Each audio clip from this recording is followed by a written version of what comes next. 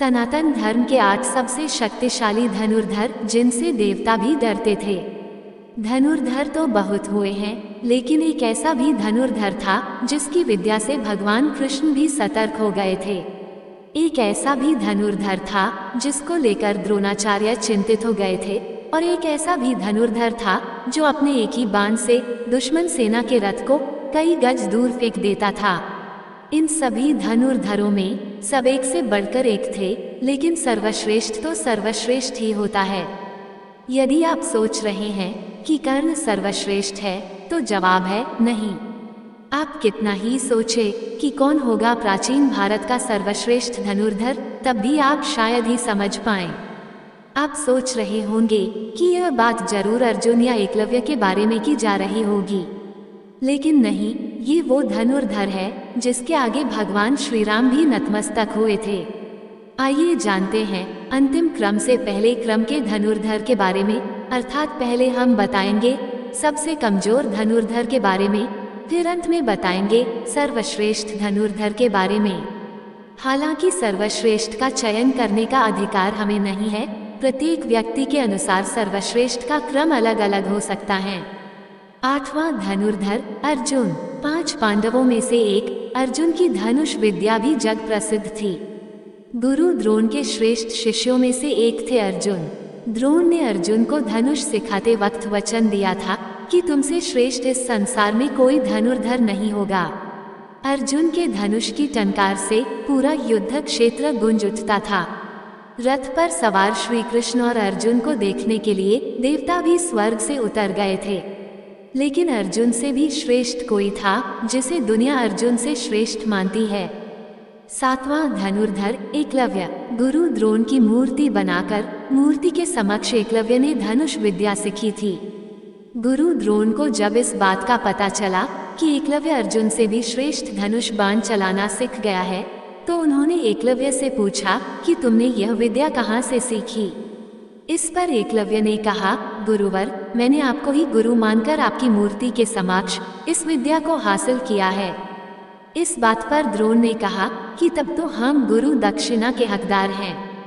एकलव्य ये सुनकर प्रसन्न हो गया और कहने लगा, मांगिए गुरुदेव, क्या चाहिए। द्रोण ने कहा कि तुम जिस हाथ से प्रत्यंचा चढ़ाते हो, मुझे उस हाथ का अंगूठा चाहिए। अर्जुन को दिए वचन की रक्षा के लिए ही उन्होंने एकलव्य से उसका अंगूठा मांग लिया था। 6वां धनुर्धर कर्ण। वैसे तो महाभारत काल में सैकड़ों योद्धा हुए हैं, लेकिन कहते हैं कि युद्ध में कर्ण जैसा कोई धनुर्धर नहीं था। कवच और कुंडल नहीं उतरवाते तो कर्ण को मारना असंभव था। कर्ण के अर्जुन और एकलव्य से श्रेष्ठ धनुर्धर होने का प्रमाण यह है कि कर्ण के तीर की गति इतनी प्रबल थी कि जब वे तीर चलाते थे और उनका तीर अर्जुन के रथ पर लग जाता था, तो रथ पीछे की ओर कुछ दूरी तक खिसक जाता था। कृष्ण अर्जुन से कहते थे कि जिस रथ पर मैं और हनुमान विराजमान हैं, उसके इस तरह पीछे धकेले जाने से पता चलता है कि कर्ण की धनुर्विद्या में बहुत बल है। 5वां धनुर्धर बर्बरीक। बर्बरीक महाभारत काल का सर्वश्रेष्ठ धनुर्धर था। युद्ध के मैदान में भीम पौत्र बर्बरीक दोनों खेमों के मध्य बिंदु पर एक पीपल के वृक्ष के नीचे खड़े हो गए और यह घोषणा कर डाली कि मैं उस पक्ष की तरफ से लड़ूंगा जो हार रहा होगा।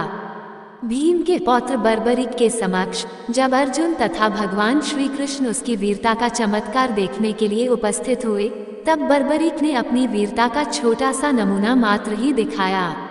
कृष्ण ने कहा कि यह जो वृक्ष है, इसके सारे पत्तों को एक ही तीर से छेद दो तो मैं मान जाऊंगा कि तुमसे बड़ा कोई धनुर्धर नहीं। बर्बरीक ने आज्ञा लेकर तीर को वृक्ष की ओर छोड़ दिया।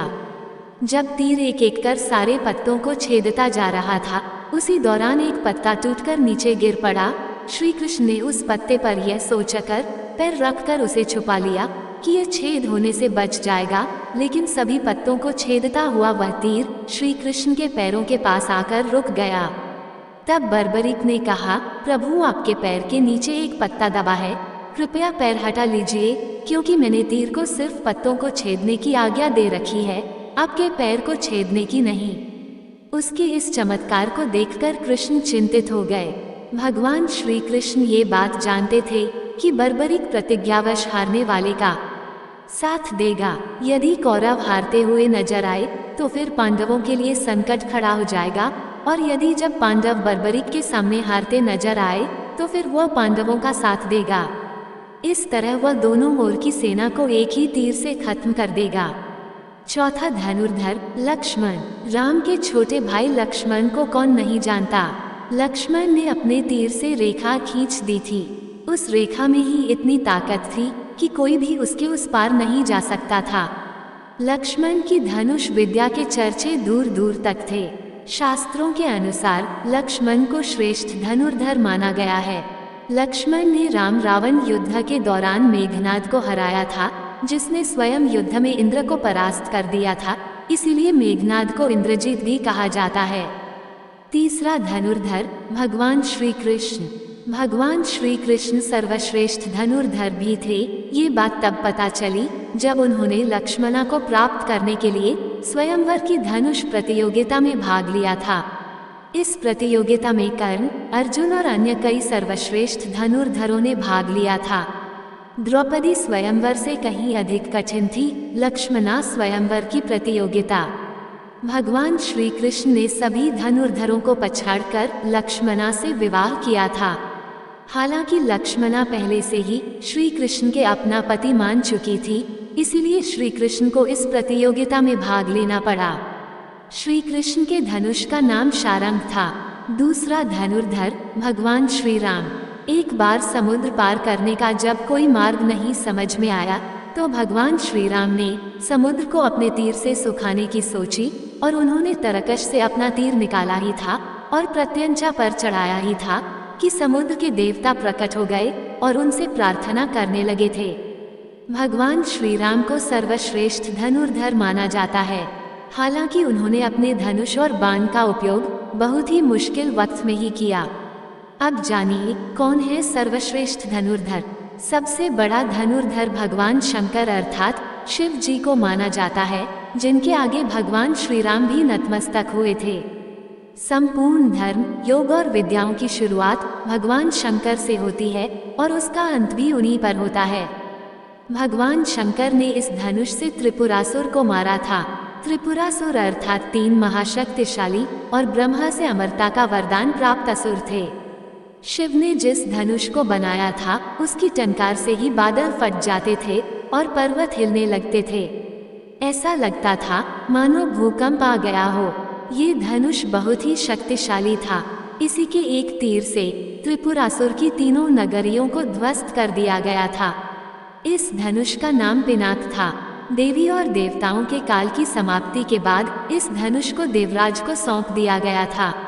उल्लेखनीय है कि राजा दक्ष के यज्ञ में यज्ञ का भाग शिव को नहीं देने के कारण भगवान शिव बहुत क्रोधित हो गए थे और उन्होंने सभी देवताओं को अपने पिनाक धनुष से नष्ट करने की ठानी। एक टंकार से धरती का वातावरण भयानक हो गया।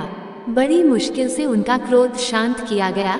तब उन्होंने ये धनुष देवताओं को दे दिया। देवताओं ने इसे राजा जनक के पूर्वज देवराज को दे दिया। राजा जनक के पूर्वजों में निमि के ज्येष्ठ पुत्र देवराज थे। शिव धनुष उन्हीं की धरोहर स्वरूप राजा जनक के पास सुरक्षित था। इस धनुष को भगवान शंकर ने स्वयं अपने हाथों से बनाया था। उनकी इस विशालकाय धनुष को कोई भी उठाने की क्षमता नहीं रखता था, लेकिन भगवान राम ने इसे उठाकर इसकी प्रत्यंचा चढ़ाई और इसे एक झटके में तोड़ दिया। बोलो प्रभु श्री राम की जय। कोई है वही जो राम रची राखा, को करे तर्क बढ़ावे साखा। दोस्तों, आपको ये जानकारी कैसी लगी कृपया कमेंट करके जरूर बताएं। वीडियो पसंद आया हो तो लाइक करें और ऐसी ही और भी बहुत सारी कहानियों को सुनने के लिए चैनल को सब्सक्राइब जरूर करें।